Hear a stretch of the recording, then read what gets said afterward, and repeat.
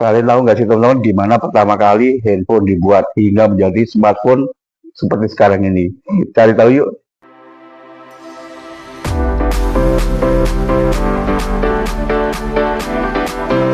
Handphone itu pada dasarnya adalah sebagai alat komunikasi antara satu atau dua orang yang berbeda tempat ya teman-teman. Tapi di zaman sekarang handphone itu sudah beralih fungsi, nggak cuma sekedar alat komunikasi aja, tapi sebagai penunjang pekerjaan atau hanya untuk sekedar bermedia sosial dan juga sebagai lifestyle. Jadi kalau misalnya kalian berpikiran bahwa handphone hanya untuk alat komunikasi, ya salah ya teman-teman. Nah, saya rasa nih ya, hampir semua orang di kota besar itu memiliki handphone. Karena handphone itu bukan hanya sebagai kebutuhan tersier atau kebutuhan mewah, tapi juga sudah menjadi kebutuhan umum bagi masyarakat ya teman-teman. Terutama mereka yang tinggal di kota besar, saya rasa hampir semuanya memiliki handphone.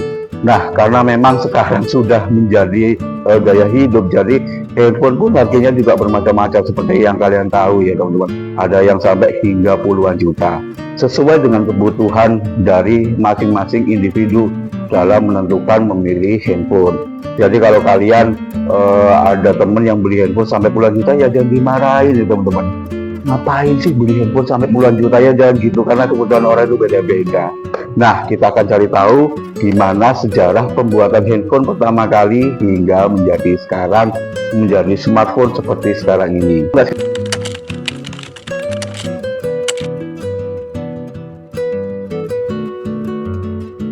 Teman-teman, HP pertama di dunia itu bentuknya kayak batu bata, beratnya itu bisa bikin tangan kalian pegel kalau dipakai lama, dan harganya tuh sampai bisa beli sebuah rumah loh. Ini bukan hoax ya, ini beneran. Nah, kalau kalian penasaran gimana perjalanan HP dari benda yang cuma bisa dipakai di mobil aja sampai jadi gadget yang nggak bisa kita pisahin, kita bahas sekarang ya teman-teman.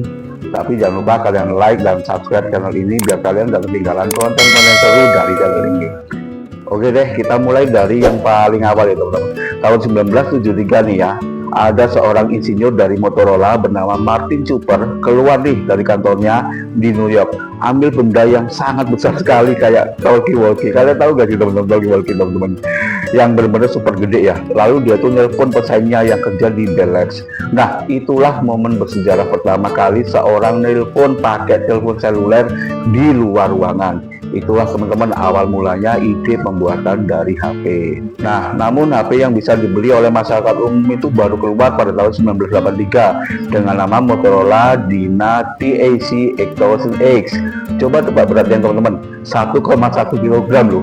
Itu lebih berat dari botol air minum 1 liter teman-teman.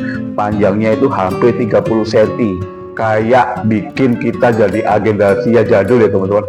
Harganya juga nggak ngotak teman-teman, sekitar 3.995 dolar Amerika pada waktu itu. Kalau nih ya dikonversi dengan harga sekarang, sama aja kalian bisa beli mobil kecil teman-teman. HP ini cuma bisa nyimpen 30 kontak dan waktu bicara cuma 30 menit. Padahal waktu pengisian daya itu kita memerlukan waktu 10 jam. Bayangin aja ya kalau kalian sekarang jalan-jalan bawa HP ini, bisa jadi sandungan ketika nabrak orang ya teman-teman, atau malah bisa jadi alat bantu olahraga nih teman-teman, karena saking beratnya HP pada zaman itu.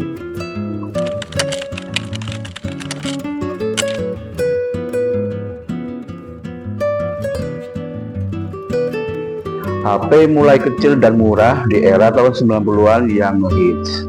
Kita sekarang masuk di era tahun 90-an nih teman-teman. HP itu sudah mulai berubah drastis dari bentuknya, dari yang besar-besar jadi lebih kecil dan bisa dimasukkan ke dalam satu celana. Nah, salah satu yang paling legendaris nih ya adalah Nokia 3310 yang keluar pada tahun 2000. Tapi sebelum itu ada yang namanya Nokia 1011 tahun 92 yang jadi HP pertama dengan teknologi GSM. Tahukah kalian bahwa desain HP lipat atau flip phone yang populer pada era ini ya teman-teman, itu bukan cuma karena gaya aja, tapi memang juga untuk meningkatkan penerimaan sinyal dan daya tahan baterai loh. Dan itu ya teman-teman, di Jepang itu sekitar 90% HP itu punya fitur anti air, karena banyak orang yang sering membawa HP ke kamar mandi atau saat beraktivitas di dekat air. Siapa nih di antara kalian yang suka bawa HP ke kamar mandi?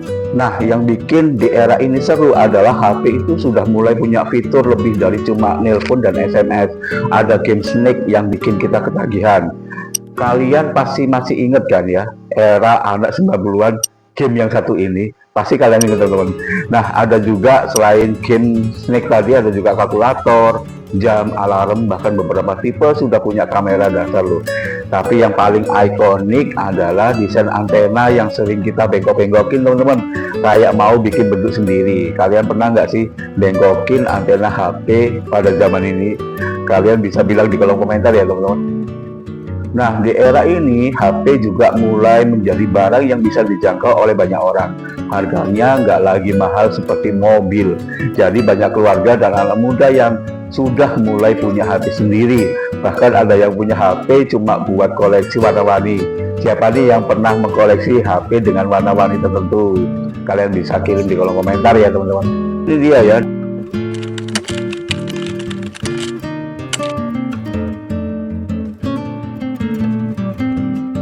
Titik balik sejarah HP. Pada tahun 2007, Steve Jobs naik ke atas panggung dan memperkenalkan sesuatu yang membuat dunia itu terkejut teman-teman. Apple iPhone, HP yang nggak punya tombol fisik sama sekali, cuma pakai layar sentuh untuk semua operasinya.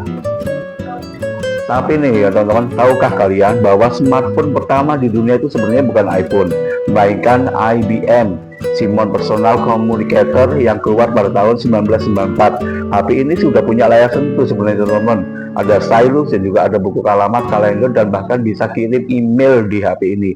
Cuma nih ya, cuma sayangnya HP ini nggak laku karena harganya itu yang terlalu mahal dan jaringannya juga belum mendukung. Jadi HP-nya kalah populer dibandingkan dengan iPhone teman-teman. Tapi nih ya teman-teman, sebelum iPhone ada juga loh HP yang dengan layar sentuh, kayak Palm Pilot dan juga BlackBerry dengan layar sentuh. Tapi iPhone yang membuat konsep ini menjadi standar dunia. Dari situlah HP itu mulai berubah jadi lebih dari alat komunikasi aja. Kita bisa browsing internet, main game 3 dimensi, kirim email, bahkan kita bisa mengedit foto langsung dari HP. Kalian jangan pernah melupakan sama BlackBerry teman-teman. Ayo ngaku, pasti dulu ada yang punya BlackBerry.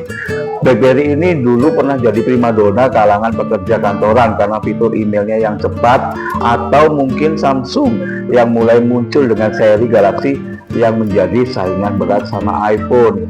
Era ini tuh benar-benar membuat kita jadi lebih terhubung dengan dunia digital secara penuh.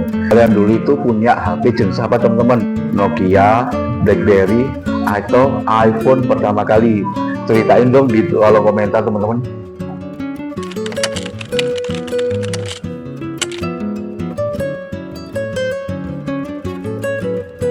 Nah, sekarang nih ya, di tahun 2020-an sampai sekarang, HP itu udah jadi bagian dari hidup kita yang nggak bisa dipisahkan.